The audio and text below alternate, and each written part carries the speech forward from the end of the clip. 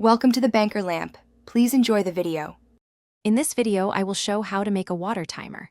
Begin by gathering a small solenoid valve, an Arduino or ESP32 microcontroller, a 12V power supply, tubing and fittings for your setup.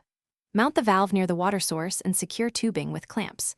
Wire the microcontroller to a relay or MOSFET to drive the valve. Program a basic schedule, test for leaks, and refine timing to suit your watering zones.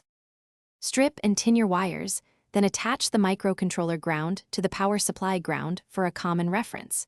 Connect the valve through a properly rated relay or MOSFET and include a flyback diode across the valve coil. Route wiring into a weatherproof enclosure and seal cable entries with silicone or grommets. Test the wiring with short manual pulses first, then upload simple timing firmware and monitor for correct operation before final installation. If you're finding this helpful, please subscribe and like so I can keep sharing DIY tips. Quick recommendation: the Shark AI Ultra Robot Vacuum is a fun helper that handles dust while you focus on projects, uses voice control for hands-free cleanup, and keeps workshop floors tidy between watering tests. It feels like hiring a tiny assistant to clear dust so you stay productive.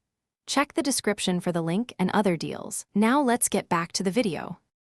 Begin by coding a simple on/off routine with adjustable interval variables to verify valve response.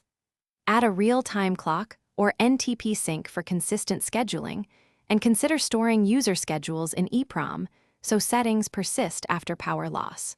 For smarter control, integrate a moisture sensor or rain skip feature to avoid unnecessary watering. Include a manual override switch for quick testing and a safety timeout to stop the valve if abnormal behavior occurs.